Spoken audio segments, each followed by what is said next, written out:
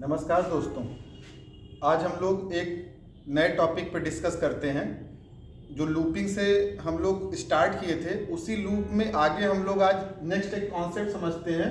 और लूपिंग में हमने फॉर लूप और वाइल लूप दो लूप के बारे में पहले ही डिस्कस किया था और इन चीज़ों को हमने समझा था कि फॉर लूप को हम लोग क्या बोलते हैं, एंट्री कंट्रोल लूप, और वाइल लूप को भी हम लोग क्या बोलते हैं, एंट्री कंट्रोल लूप।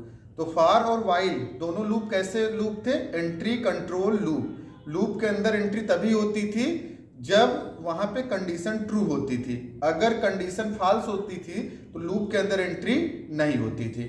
आज हम लोग एक नया टॉपिक डिस्कस करेंगे और उसी लूप में जो थर्ड टाइप का लूप हम लोग समझे थे, that one is do while loop. क्या है इसका नाम, डू वाइल लूप। तो डू वाइल लूप देखिए इसमें कैसे इसकी वर्किंग होती है। तो एक छोटे से प्रोग्राम से हम लोग समझते हैं इसकी वर्किंग। तो इतना पोर्शन हर एक प्रोग्राम में हम लोग लिखते आए हैं, तो आई थिंक ये चीज सबको याद हो गया होगा और सब लोग ये चीज यूज कर रहे होंगे। आगे हमने सबसे पहला काम क्या किया, एक x नाम का वेरिएबल को डिक्लेयर किया और वेरिएबल का डेटा टाइप हमने क्या ले लिया, इंटीजर। x की वैल्यू हमने क्या लिखा, 1। शुरू में x की वैल्यू कितनी है, 1 है। अब डू वाइल लूप का स्ट्रक्चर कैसे है, सबसे पहले हमें क्या लिखना है, डू, और डू के बाद जो भी स्टेटमेंट हमें देना है वो स्टेटमेंट हम लोग देंगे यहाँ पे, और उसके बाद यहाँ पे इंक्रीमेंट या डिक्रीमेंट वाले स्टेप हमें देना है, और उसके बाद यहाँ पे हमें क्या यूज करना है, वाइल, और वाइल के बाद यहाँ पे सेमीकोलन यूज करना है। तो ये इसका क्या है, सिंटैक्स। क्या है इसका सिंटैक्स,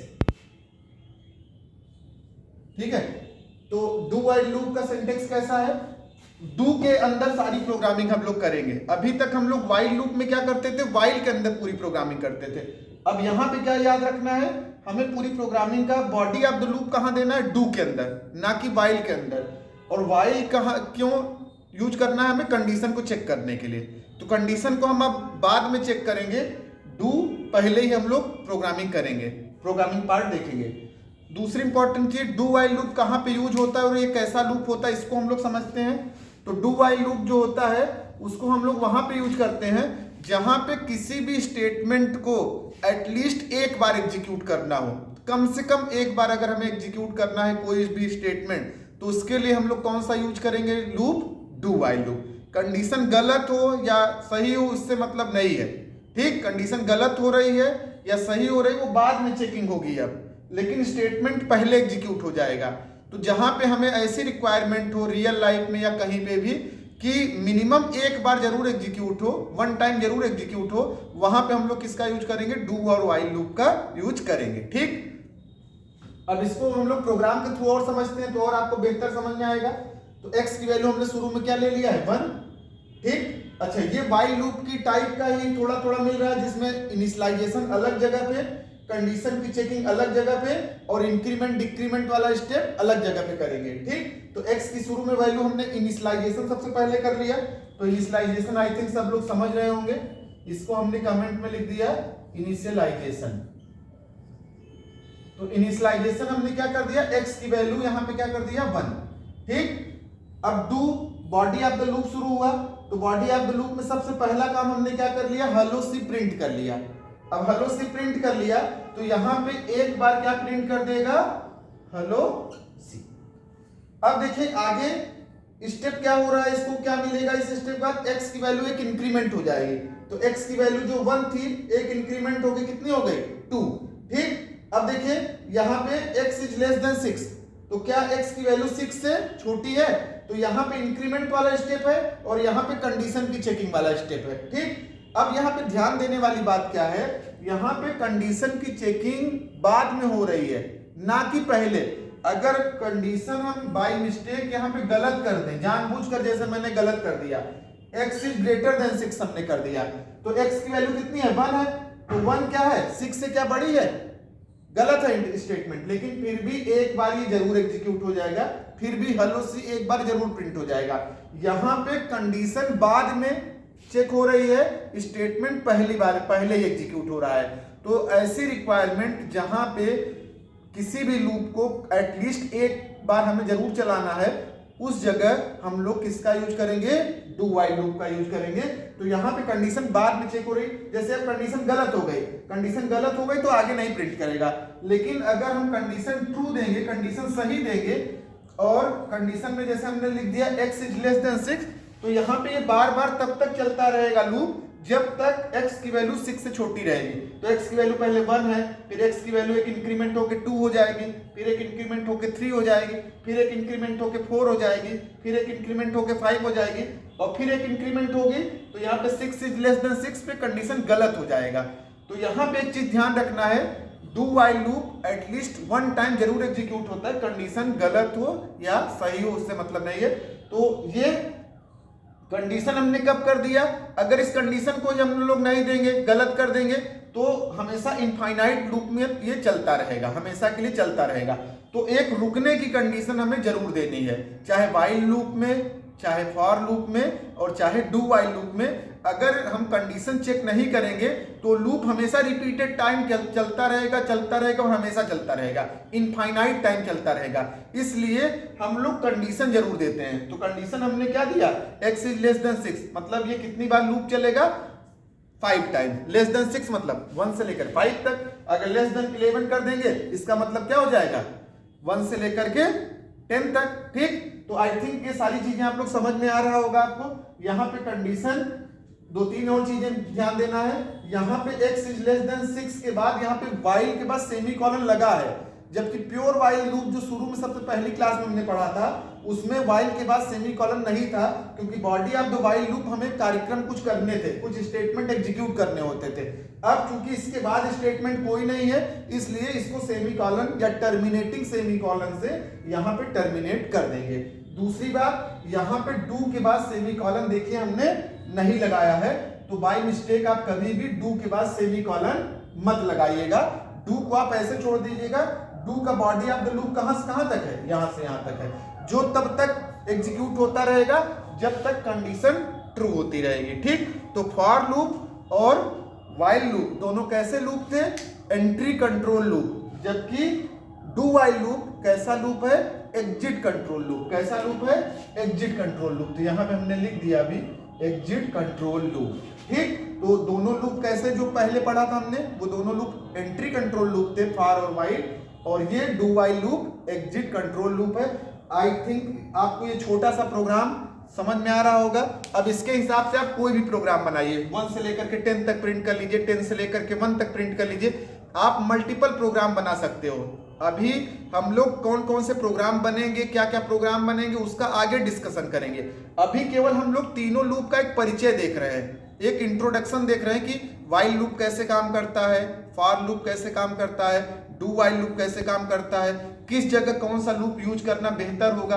तो दूसरी इंपॉर्टेंट चीज एक और समझ लीजिए आप लोग, हर जगह हर एक प्रोग्राम, मोस्टली जो भी प्रोग्राम हम लोग बनाते हैं उन प्रोग्राम में आप चाहे वाइल लूप का यूज करिए, चाहे डू वाइल लूप का यूज करिए, और चाहे फॉर लूप का यूज करिए, तीनों का यूज कर सकते हो।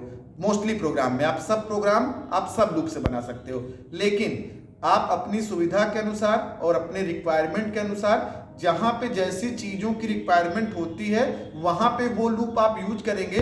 और ये आपको प्रोग्राम के दौरान जब आप प्रोग्रामिंग करने लगेंगे, आपकी प्रैक्टिस होती जाएगी, तो आपको खुद समझ में आने लगेगा कहां पे मैं कौन सा लूप यूज करूं। बाकी मोस्टली हर जगह जो प्रोग्राम आप फॉर लूप से बना रहे हो वही प्रोग्राम आप वाइल लूप से भी बना सकते हो, और वही प्रोग्राम आप डू वाइल लूप से भी बना सकते हो। लेकिन अपने रिक्वायरमेंट के हिसाब से आप देखेंगे कि कहाँ पर कैसी रिक्वायरमेंट है। जैसे आपको कोई स्टेटमेंट कम से कम एक बार एग्जीक्यूट करना है, जैसे आप बैंक में जाते हो तो पैसा निकालने जाते हो, तो पैसा निकालने के पहले एक मिनिमम अमाउंट आपको अपने अकाउंट में रखना होता है। जैसे 1000 रुपए आपको अपने अकाउंट में जरूर रखना है, एक बार जरूर एग्जीक्यूट करना है, फिर उसके बाद आप 1000 के बाद चाहे जितना रखिए, उससे मतलब नहीं है। तो डू का मतलब करना, ठीक, तो कम से कम एक बार जरूर जहां पे एग्जीक्यूशन जरूरी हो, जहां पे एग्जीक्यूट करना जरूरी हो, वहां पे उसके लिए हम लोग कौन सा लूप यूज करते हैं, डू वाइल लूप। तो आई थिंक सबको समझ में आ रहा होगा कि कहां पे डू वाइल लूप यूज करते हैं और किस जगह फॉर लूप यूज करते हैं और कैसे स्ट्रक्चर है। अभी सबसे बड़ी चीज आपको क्या ध्यान देना है, कहां पे कौन सा लूप और किस तरह से स्ट्रक्चर उसका फॉलो करना है, किस तरह से उसके स्टेटमेंट हमें लिखने हैं। डू के अंदर कैसे स्टेटमेंट लिखने हैं, या वाइल के अंदर कैसे स्टेटमेंट लिखने हैं, या फॉर लूप के अंदर कैसे स्टेटमेंट लिखने हैं। अभी केवल आप अपने माइंड में तीनों लूप की एक माइंड मेकअप बना के रखेंगे, तीनों लूप की एक जानकारी बना के रखेंगे।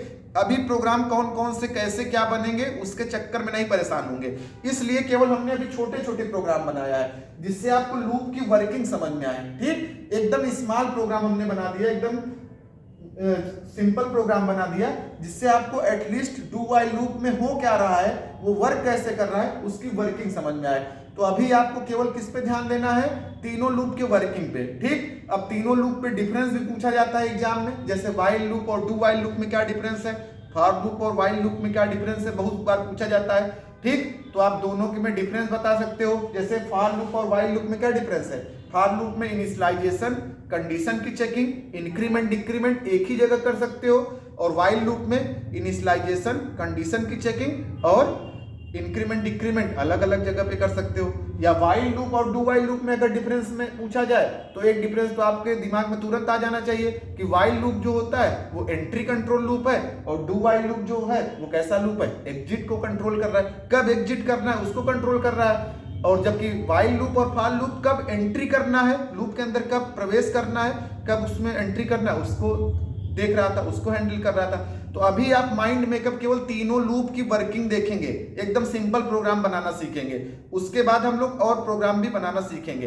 तो अगली क्लास में हम लोग दो स्टेटमेंट और एग्जीक्यूट होते हैं और इंपॉर्टेंट होते हैं, एक कंटिन्यू और दूसरा होता है ब्रेक। ठीक, तो लूप कंट्रोल स्टेटमेंट आगे सीखेंगे। अभी लूप सीखे हैं, अब लूप सीखने के बाद जब आप लूप में मास्टर हो जाएंगे, लूप आपको समझ में आने लगेगा, तो उसके बाद हम लोग क्या करेंगे, लूप को कंट्रोल करने के लिए भी कई सारे स्टेटमेंट होते हैं, जैसे ब्रेक होता है, कंटिन्यू। एक जगह ब्रेक हमने यूज करके देखा था स्विच के साथ, अब लूप के साथ कैसे यूज करेंगे तो अगली क्लास का आप सब लोग इंतजार करेंगे। जब अगली क्लास में हम लोग पहुंचेंगे, ठीक, तो हम लोग उस लूप कंट्रोल स्टेटमेंट को भी सीखेंगे। तो आप क्लासेस मत मिस करिए, जब भी आप क्लास नई अपलोड हो YouTube पे तो उसको देखिए। ठीक, और जो भी चीजें नहीं समझ में आ रही है तो उसको आप कमेंट बॉक्स में पूछ सकते हो। ठीक, सबको क्या करना है, चैनल को सब्सक्राइब कर लेना है, और भी दोस्तों के साथ और भी जो भी रिलेटिव्स हैं, ठीक है, जो भी कहीं कोई कोर्स कर रहे हैं, BSc कंप्यूटर एप्लीकेशन में, या BTech कंप्यूटर साइंस के स्टूडेंट हैं, MCA के स्टूडेंट हैं, और भी MSc कंप्यूटर एप्लीकेशन के स्टूडेंट है, कंप्यूटर साइंस के स्टूडेंट है, उनके साथ आप इसको साझा करिए, ज़्यादा से ज़्यादा लोगों तक इसको पहुंचाइए, जिससे ज़्यादा से ज़्यादा लोग चैनल से जुड़ें, ज़्यादा से ज़्यादा लोग लाभान्वित हों अपनी लाइफ में। जिनको प्रोग्रामिंग बहुत हार्ड लगती है उनके लिए ये चीज़ें ईजी हो और उनकी बेटर अंडरस्टैंडिंग इसके प्रति हो। ठीक, तो आज की क्लास हम लोग इतना ही देखते हैं। अगली क्लास में कंटिन्यू क्या होता है, ब्रेक क्या होता है, और उसके बाद कैसे प्रोग्राम बनाते हैं, कहाँ पे कौन सा लूप यूज करते हैं, इन सब चीज़ों को हम लोग सीखेंगे। फिर उसके बाद एरेस और आगे की चीज़ों को हम लोग देखेंगे। ठीक है, थैंक यू क्लास, आज के लिए हम लोग इतना ही करते हैं।